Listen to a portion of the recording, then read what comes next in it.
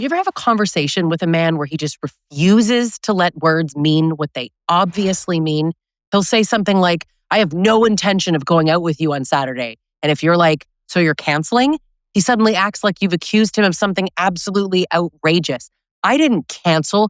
Don't twist my words. I never said that. And now you're not even talking about Saturday anymore. You're debating the grammar of a sentence that any grown adult would understand. Now, don't get anything twisted, right? This isn't him misunderstanding. You think you're arguing about language, but you're not. What you're really dealing with is a man who's intentionally refusing to step into reality with you. And that right there, that feeling of like, wait, what's happening right now? How can he not remember what he said 2 seconds ago is the first sign that this is not miscommunication or confusion. And it's definitely not an honest misunderstanding. This is actually precision manipulation. And once you see it, you can't unsee it. What makes it even more enraging is that he isn't like this in every situation, right? He's only like a linguistic purist when it benefits him. When he talks, you're supposed to just know what he meant. When you talk, the Oxford Dictionary matters so much. Suddenly context is irrelevant, intent is irrelevant. He demands that you interpret his sentences generously, but he's going to turn around and just pick apart your words like he's doing a friggin' autopsy. That double standard is exactly how you know that this is strategic. This is outright control. And honestly, it's insulting because the message underneath it is, I get to decide when language counts. He treats meaning like some optional feature that he's just going to turn on and off. But of course, it just depends on whatever keeps him blameless and unaccountable, right? I bet you can think of a million examples of him changing words and telling you that you aren't understanding what he meant. Women don't get warned about this kind of abuse, but your nervous system is going to recognize it instantly.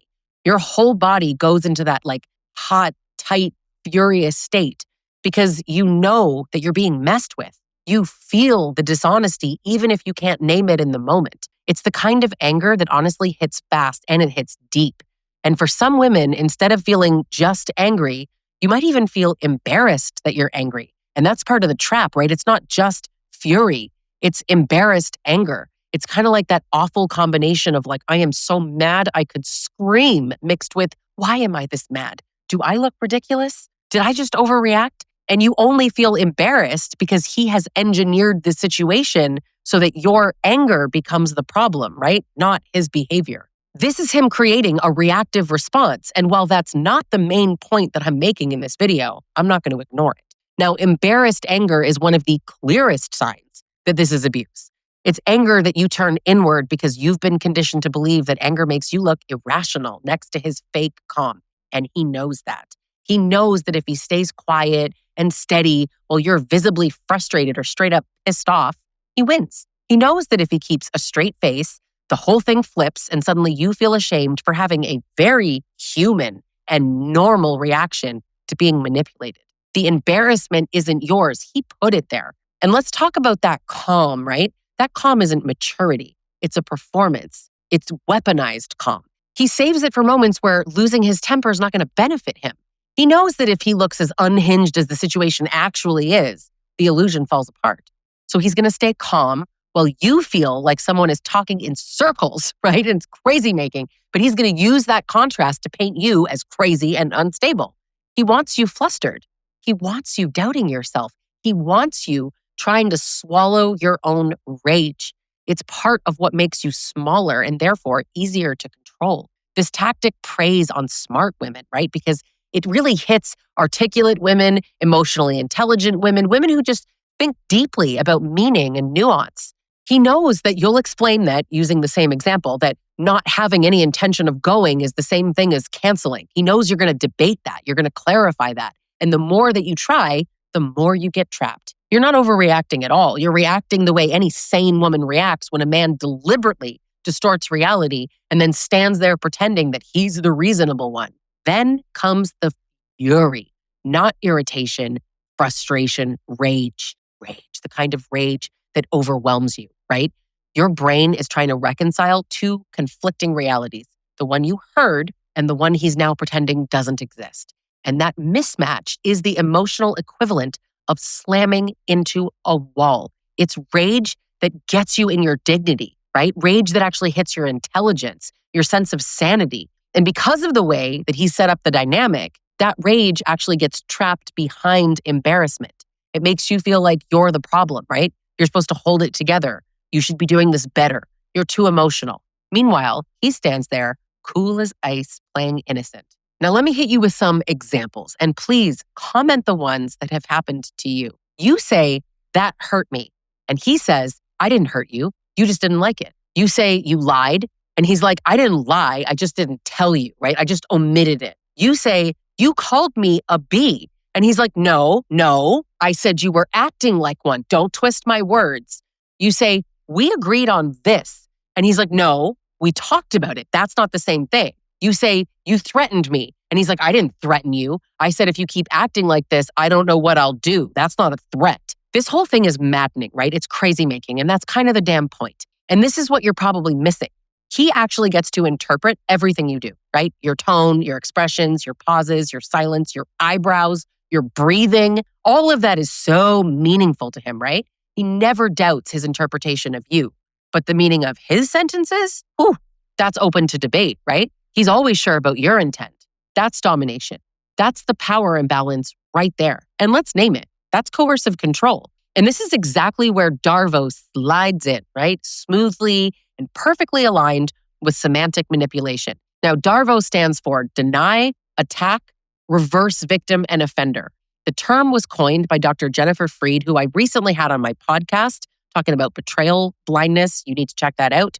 But it's what abusive men do when they're confronted. And this tactic is literally DARVO's first step, but on repeat. He denies, and then when you react to the denial, he suddenly attacks by criticizing your tone, right? Your interpretation, your assumptions, and then the reversal. Suddenly, he's the one being mistreated. He's the one being misunderstood. He's the victim of your twisting and your accusations and your outburst. He's going to say things like, you're so hard to talk to, or I can't say anything right. And now you're the offender for daring to question him. DARVO isn't always loud. Sometimes it's quiet, covert, right? Almost intellectual. Semantic manipulation is DARVO. Now, I'm going to explain why he does this in a moment, but language is not small, right? It's actually the foundation of safety in a relationship. Related, unrelated, actually a really good book that I recommend is called Nonviolent Communication by Dr. Marshall B. Rosenberg and Deepak Chopra. Abusers use violent communication all the time, and then they deny it. And reading this will help you spot it and understand the importance. Don't bother showing him the book, right? This is the book recommendation for you. Most people would benefit from this, not abusers and not disordered people. Now, safety comes from shared definitions and shared meanings and, frankly, a shared reality.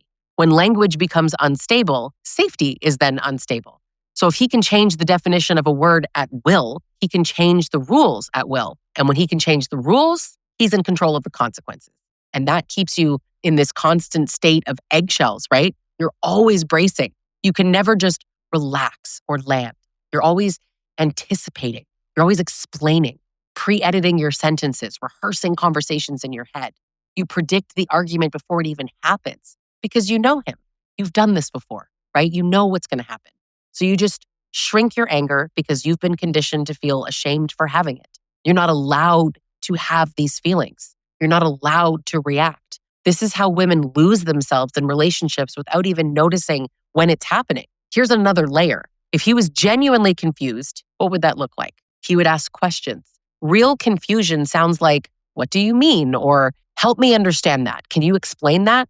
Manipulative confusion is like, I didn't say that. You're twisting things. You're imagining things. You're crazy. Genuine confusion is he'd be seeking understanding. Abusive confusion shuts the conversation right down. And once this tactic is in play, the original issue doesn't even matter anymore. It's dead. You'll never get back to it because if you do, what do we know is going to happen, right? I bet he says, why are you always bringing up old Or he tells you that you never get over stuff, right? You're always holding on to the past. The topic disappears. That there's no repair, no closure, no agreement. All that's left is the argument about what you're allowed to say about it. That's the point. He literally derails the conversation so completely that you forget why you even brought it up in the first place. Which brings me to the reveal that I've been talking about. What's the motive behind all of this? As long as nothing is clearly defined, you can't hold him responsible. Because if everything stays vague and technical and reinterpretable, then it's not what he meant. right? He gets full freedom and no accountability. He's not misusing words, he's misusing power. This tactic is not really about semantics. It's about making sure that you never land on anything stable or anything in reality where you can hold him to anything. And the gendered layer really matters here too, right? It's not that women never use this form of abuse. Of course they do. But men are rewarded for being logical and precise and rational. Women are punished for being emotional and reactive and sensitive. And he weaponizes that bias because publicly, he knows that he'll be believed. He knows that your anger will be used against you. He knows that if he stays all calm and you hit your breaking point, the breaking point that he willfully drove you to, everyone's going to call him the reasonable one. His calm reactions are a strategy. And on the chance that he's getting angry too, because hey, we all know that some of them absolutely get angry and rage out, he's still leaning on the bias that you drove him to the anger because you're the irrational woman. After these arguments, it is brutal. You're walking away feeling stupid or guilty. You're exhausted. And I know we replay the argument nonstop, but he walks away satisfied, right? He walks away like, yeah, because what he really wants is your doubt. Your self-doubt is the outcome. It's his prize. He wants you to question your own mind because once you do, he owns the narrative. It's his voice in your head. He created this self-doubt. You don't even need to believe him. You just need to doubt yourself. Here's the one truth that every abused woman knows in her body, but maybe doesn't have the words for, right? He argues about the words because he knows he's wrong about the behavior. Semantic manipulation isn't a communication problem. It is a character problem. He knows what he said. He knows what he meant. He knows why you reacted. He just got to hide behind the language because if he ever spoke plainly, he'd have to be accountable. Now, if this tactic has been used on you, I bet you've been nodding your head this whole video.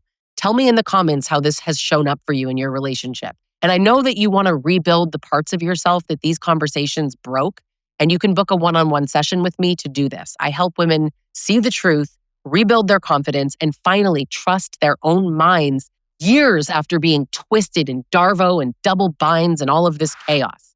The link is in the description. And if this hit, subscribe.